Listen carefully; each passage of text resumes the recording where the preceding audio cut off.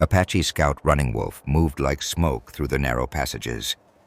His weathered hands traced the stone walls, reading signs invisible to white men's eyes. A child's sob echoed from somewhere deep within the canyon. Running Wolf froze. In 30 years of tracking, he'd learned to trust every sound. This cry wasn't the wind through stone. It was human. It was young. It was afraid. He followed the sound through a maze of sandstone corridors until he reached a wall that seemed solid. But his fingers found the hidden entrance, a crack barely wide enough for a grown man. Inside, huddled in the darkness, sat a small girl. Blonde hair matted with dirt, blue dress torn and faded, eyes wide with terror and exhaustion. She couldn't be more than 7 years old. "Easy, little one," Running Wolf, his voice gentle as a summer breeze.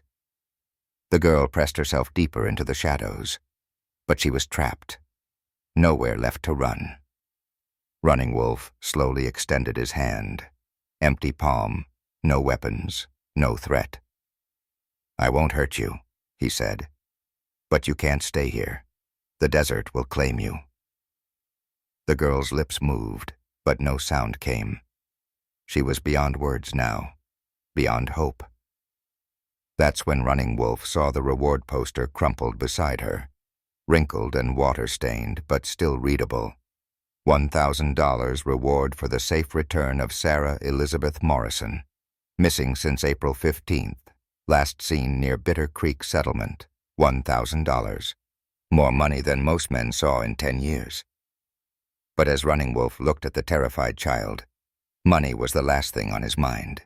Sarah Morrison had been the pride of Bitter Creek. Bright as a new penny, with a laugh that could melt the hardest heart.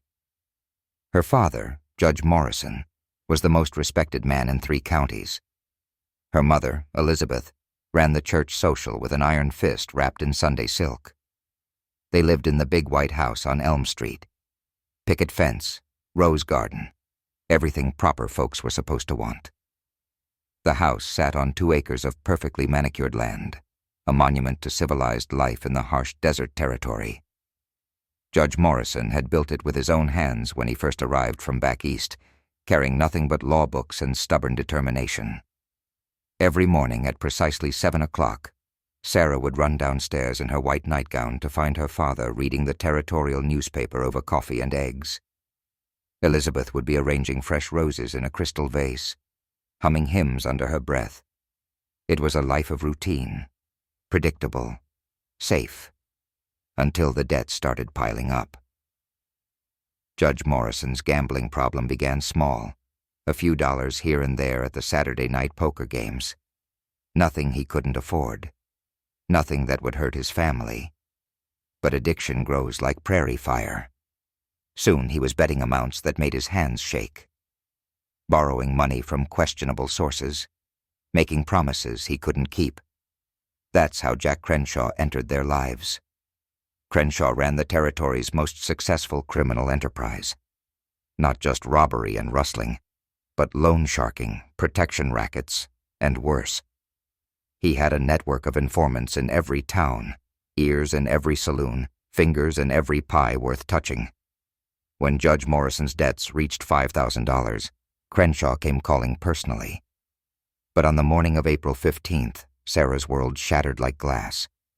She'd been playing in the garden, chasing butterflies between the rose bushes, when the shouting started inside the house. Angry voices cut through the morning air like knife blades. Her father's deep boom. "I told you I need more time." A stranger's harsh drawl. "Time's up, Morrison. You've had 6 months." Sarah pressed herself against the parlor window, peering through the lace curtains. Inside, a man in black stood facing her father. Tall as a scarecrow, thin as a whip, with eyes like winter ice. 3 other men flanked him, hands resting casual-like on their gun handles. The stranger, Crenshaw, wore a black suit that had seen better days. His boots were expensive but scuffed. His hat was tilted at an angle that suggested supreme confidence in his own danger. "You've got 1 week, Morrison," Crenshaw continued, his voice soft as silk and twice as deadly. "Pay up or face the consequences." "I told you, Crenshaw, I don't negotiate with outlaws." Judge Morrison stood behind his mahogany desk like it was a fortress wall, but Sarah could see the sweat beading on his forehead, the slight tremor in his hands. "Then maybe you should reconsider what's important to you."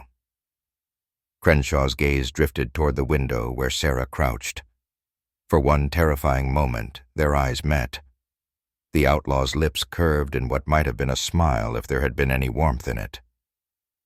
"Pretty little girl," he said conversationally. "Be a shame if something happened to her." Judge Morrison's face went white as his shirt collar. "My family is under the protection of the law." "Law's just words on paper, Judge. Out here, might makes right." The threat hung in the air like smoke from a gun barrel. Crenshaw touched the brim of his hat in a mock salute. "1 week," he repeated. "Don't disappoint me." The outlaws filed out through the front door, their spurs ringing on the wooden porch. Sarah watched them mount their horses, 4 men riding into the desert like harbingers of doom. That afternoon, desperate to maintain some semblance of normalcy, Elizabeth Morrison sent Sarah to the market with their housekeeper, Mrs. Chen. A simple errand. Buy flour and sugar for Sunday's church social. Be back before supper.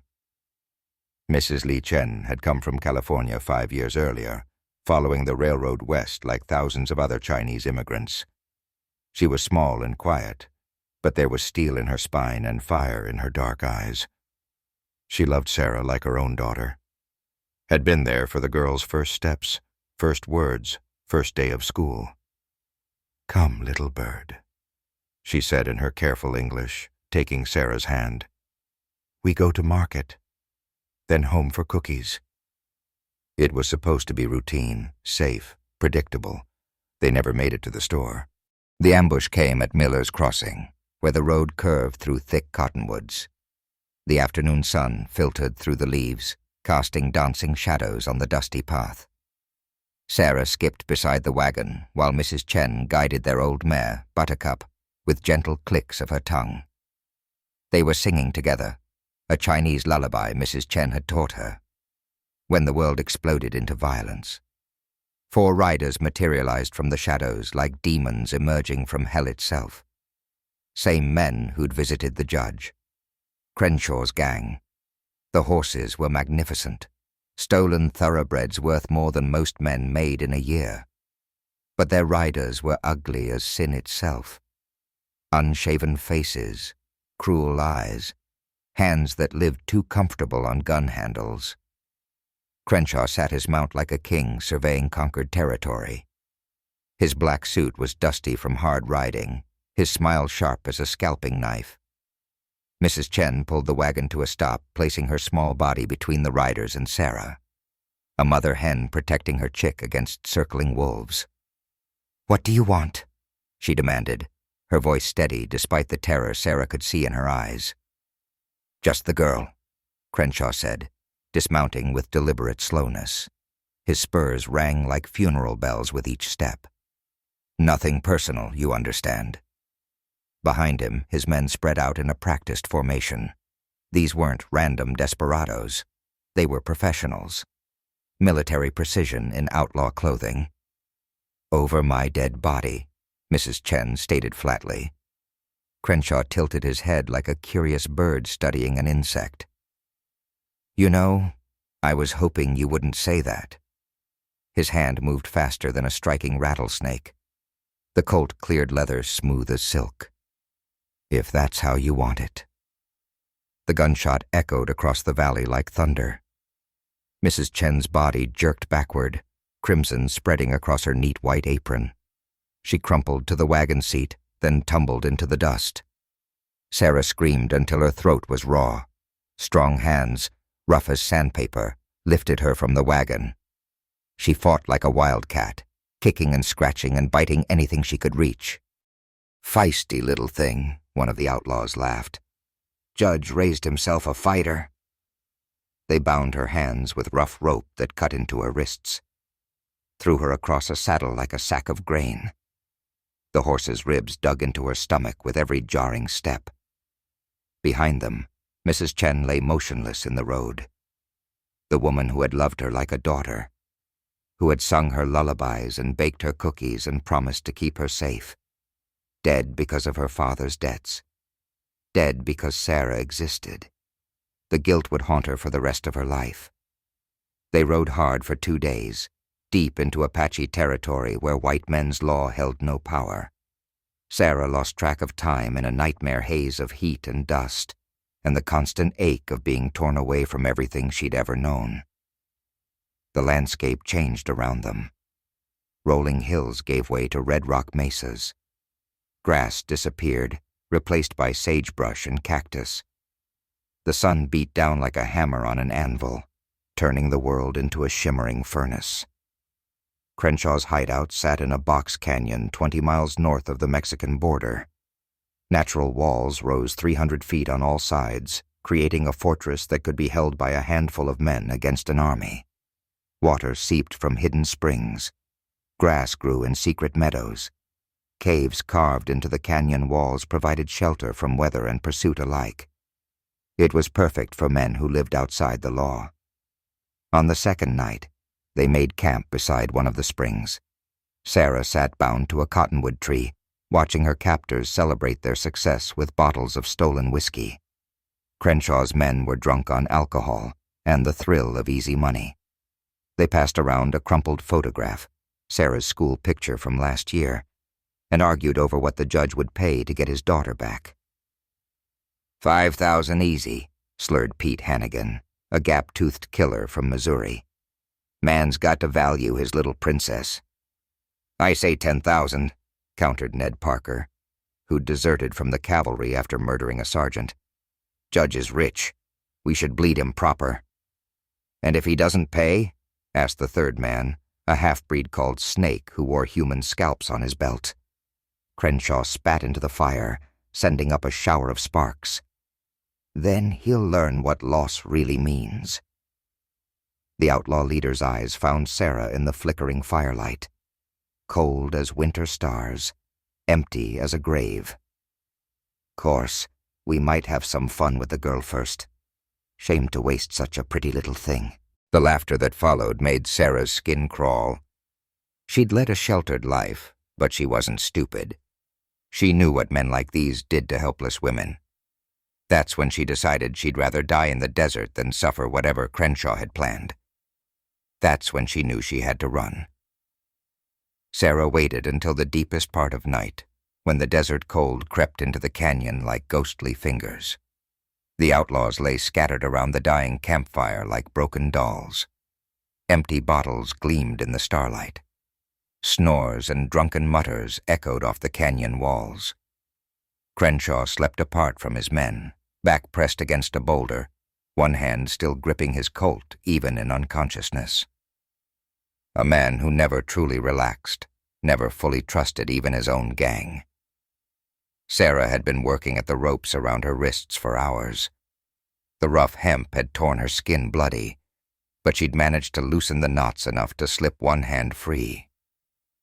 Her bare feet made no sound on the sandy ground as she crept toward the canyon mouth. Step by careful step, she moved between the sleeping forms of her captors. A snake slithered across her path, startled by her presence. Its scales caught the moonlight like chainmail as it disappeared into a crack in the rock. Sarah barely breathed as she passed Snake's sleeping form. The half-breed killer lay with his scalp belt draped across his chest like a grotesque necklace. In the moonlight, the dried hair looked silver, almost beautiful. Almost. 20 yards from freedom, disaster struck. A mesquite twig, invisible in the darkness, snapped under her weight with a sound like a gunshot. Pete Hannigan stirred, muttering incomprehensibly in his sleep. His eyes flickered open, bloodshot and confused but aware enough to see movement. Sarah froze like a rabbit caught in torchlight. Her heart hammered so loud she was sure everyone in the canyon could hear it. Hannigan's alcohol-soaked brain tried to process what his eyes were telling him. Girl, tree, empty ropes. "Hey!" he slurred, struggling to sit up. "Hey!" Sarah ran. Through the canyon mouth, over rocks that cut her feet to ribbons, through thorny mesquite that tore at her dress and skin. Behind her, the camp exploded into chaos as the gang discovered her absence. "Find her! She can't have gone far. Check the horses! You idiots let a 7-year-old girl escape!" Horses thundered in pursuit. Torchlight flickered against the canyon walls like hellfire. Voices echoed and re-echoed until it sounded like an army was chasing one small girl through the desert darkness. Sarah ran until her lungs burned like forge bellows, and her legs shook like autumn leaves. The desert night was alive with sounds. Owls hooting, coyotes howling, insects chirping their ancient songs.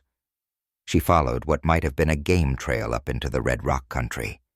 Behind her, the pursuit spread out in a wide search pattern. Crenshaw's voice cut through the night like a whip crack. "Bring her back alive, boys. Dead girl's no good to anybody." The trail led higher into a maze of wind-carved stone. Arches and spires rose like the ruins of some forgotten civilization. The rock absorbed moonlight and gave back shadow. Sarah stumbled through this alien landscape until she could go no further. Her strength was gone. Her feet left bloody prints on every stone. That's when she found the cave. Hidden behind a curtain of hanging stone, the entrance was barely wide enough for a child. Sarah squeezed through the opening and found herself in a natural chamber, carved by wind and water over countless centuries. A tiny spring bubbled up from somewhere deep in the rock, creating a pool no bigger than a wash basin. The water was sweet and cold, the first mercy the desert had shown her. She could hear her pursuers outside, voices growing more distant as they searched the wrong canyons. Eventually, even Crenshaw's curses faded into silence. For 3 days she huddled in her stone sanctuary, drinking from the spring when thirst drove her to it, venturing out only at night to gather the few berries that grew on stunted bushes near the cave mouth. The nights were cold enough to make her teeth chatter. The days were furnace hot. Hunger gnawed at her belly like a living thing. But worse than the physical suffering was the loneliness. The crushing weight of being utterly alone in a hostile world. A 7-year-old girl with no one to comfort her. No one to tell her everything would be all right. She cried until there were no tears left. Talked to herself just to hear a human voice. Made up stories about her parents finding her. About Mrs. Chen still being alive. About waking up from this nightmare back in her own bed. On the 4th day, Apache scout Running Wolf found her. The man moved through the desert like smoke given form, silent, purposeful, seeing things that remained invisible to lesser eyes. He'd been tracking Crenshaw's gang for a week, following sign that would have been meaningless to white men. A horseshoe print in sand, a broken mesquite branch, the faint scent of fear that lingered in the air like morning mist. He found Sarah's hiding place by following the sound of her tears. Running Wolf studied the girl's haunted face. 3 weeks in the wilderness had changed her. The bright, innocent child was gone. In her place sat someone older, harder, someone who'd seen too much. "Sarah," he said gently. "That's your name, isn't it?" She nodded, just barely. "My name is Running Wolf. I'm going to take you home." But even as he said the words, he wondered what home meant for a child who'd seen murder and lived with fear. He wrapped her in his riding blanket and lifted her onto his horse. She weighed nothing, like holding a shadow. As they rode toward Bitter Creek, Running Wolf's mind worked. The reward poster told only part of the story. Someone had taken this child, someone dangerous enough to make her hide in the desert rather than trust to human mercy. They stopped at Willow Spring to water the horses. Sarah finally spoke. "They killed Mrs. Chen." Her voice was barely a whisper, but the words hit Running Wolf like a physical blow. Who did? Bad men. They wanted Papa to give them money. Running Wolf nodded grimly. He'd seen this pattern before. Outlaws who'd learned that the law's reach was limited in the territory. Men who took what they wanted and justified it with whatever excuse felt convenient. These bad men, he said carefully. Do you think they're still looking for you? Sarah's grip tightened on his shirt. They said Papa would pay, or they'd make him sorry. Running Wolf made his decision. He wouldn't just return the girl. He'd make sure she was safe, even if it cost him everything. Bitter Creek buzzed like a disturbed hornet's nest. News of Sarah's return spread faster than wildfire. By the time Running Wolf rode down Main Street with the girl in his arms, half the town had gathered to watch. Judge Morrison burst from his house, Elizabeth close behind. Tears streamed down their faces as they reached for their daughter. But Sarah didn't run to them. She clung to Running Wolf like he was the only solid thing in a world gone mad. It's all right, the Apache scout murmured. You're safe now. The crowd's mood grew ugly fast. Whispers spread like poison through the gathered townsfolk. Apache took the Morrison girl. Probably held her for ransom himself. Can't trust any of them. Sheriff Dawson pushed through the crowd, hand on his gun. Running Wolf, you're under arrest for kidnapping. Wait, Judge Morrison said, but his voice lacked its usual authority. 3 weeks of fear and sleepless nights had aged him 20 years. This man brought our daughter home, Elizabeth Morrison added, but the crowd's anger was already building momentum. After he took her in the first place, someone shouted from the back. String him up. Make him pay. Running Wolf remained perfectly still. He'd expected this. White men's justice had 2 faces, one for their own, another for everyone else. But Sarah Morrison, 7 years old and stronger than anyone knew, stood up on the horse. Stop! Her voice cracked like a whip across the crowd. He saved me! He saved. The silence that followed was profound. Sarah slipped from the horse and walked to the center of the crowd. Her small figure seemed impossibly brave, surrounded by all those angry faces. Running Wolf didn't take me, she said, her voice steady now. The bad men did. The ones who killed Mrs. Chen. Judge Morrison's face went white. What bad men, sweetheart? Mr. Crenshaw and his friends. They came to our house. They wanted money from you, Papa. The crowd's anger shifted, uncertainty creeping in. Sheriff Dawson stepped forward. Jack Crenshaw? The outlaw? Sarah nodded. They shot Mrs. Chen when she tried to protect me. Then they took me to the canyon. But I ran away. I hid in the rocks until Running Wolf found me. Judge Morrison's shoulders sagged. The terrible weight of truth settled on him. His gambling debts, his deals with unsavory men, his pride that wouldn't let him ask for help. I thought I could handle Crenshaw, he whispered. I thought the law would protect us. Where is Crenshaw now? Sheriff Dawson demanded. Still out there, Running Wolf spoke for the first time.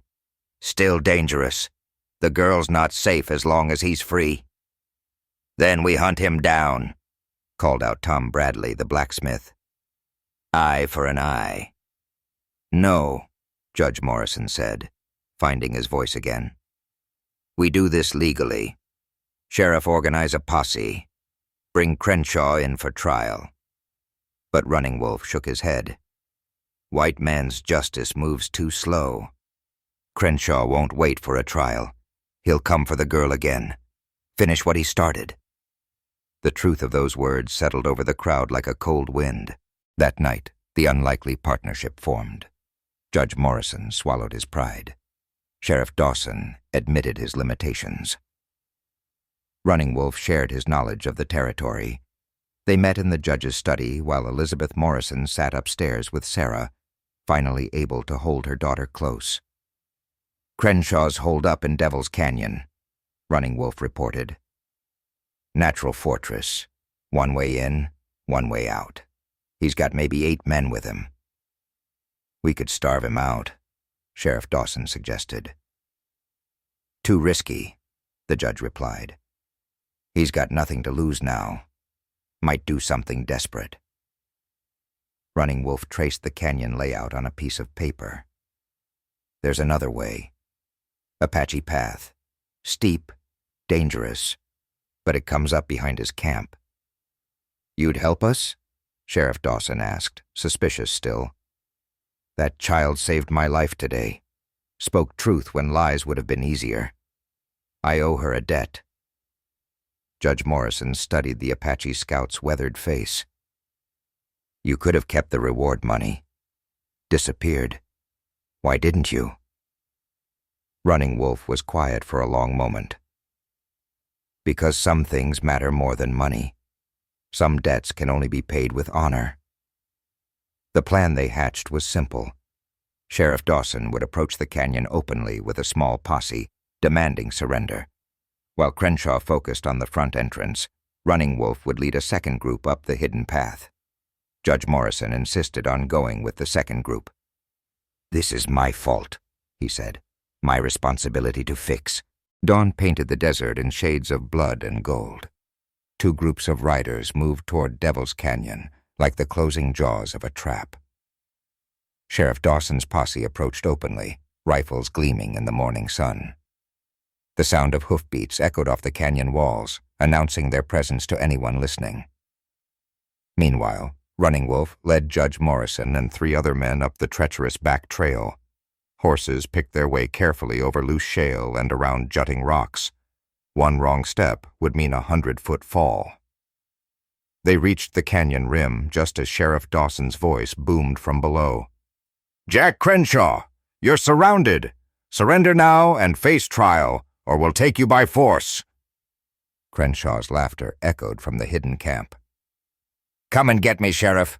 Bring your tin star and see how far it gets you." Gunfire erupted. Bullets sparked off rocks. Horses whinnied in fear. Running Wolf gestured to his companions. Time to move. They descended into the canyon like spirits of vengeance. Judge Morrison's hands shook as he held his rifle, but his jaw was set with determination. The outlaw camp spread below them. 8 men, just as Running Wolf had predicted, all focused on the fight at the canyon mouth. All except Jack Crenshaw. The outlaw leader stood apart, revolver in hand, scanning the canyon walls with the instinct of a predator who sensed another predator nearby. His eyes found Running Wolf. "Well, well," Crenshaw drawled, raising his gun. "The Apache scout. Come to collect your reward money?" "Come to collect justice," Running Wolf replied. The 2 men faced each other across 30 yards of rock and dust. Behind Crenshaw, his men were pinned down by Sheriff Dawson's rifles. Behind Running Wolf, Judge Morrison raised his weapon with trembling hands. "You made a mistake, Crenshaw," the judge called out. "You hurt an innocent child." "Innocent?" Crenshaw spat. "Nothing's innocent in this world, Judge. You should know that better than most." "Maybe not," Judge Morrison admitted. "But some things are worth protecting anyway." The gunfight was brutal and swift. Crenshaw was fast, but Running Wolf was faster. The Apache scout's bullet took the outlaw in the shoulder, spinning him around. Judge Morrison's shot went wide, but it distracted one of Crenshaw's men long enough for Sheriff Dawson's posse to advance from the canyon mouth. Within minutes, it was over. 3 outlaws dead, the rest wounded and surrendering.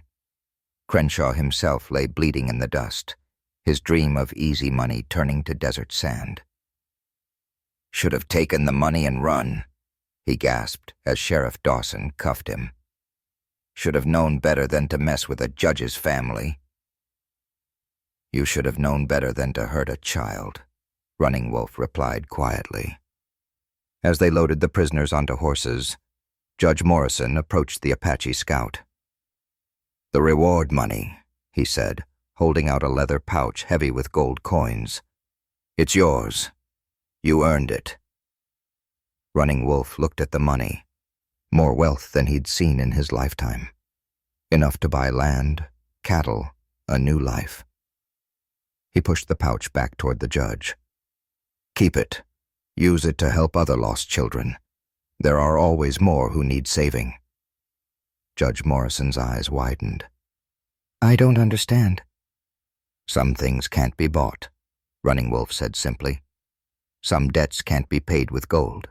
5 years later, Sarah Morrison stood on the wraparound porch of the Bitter Creek Children's Home. The building that had once been her father's mansion now sheltered orphans and lost souls from across the territory. White columns supported a red tile roof. Gardens bloomed where her mother's roses once grew in perfect rows.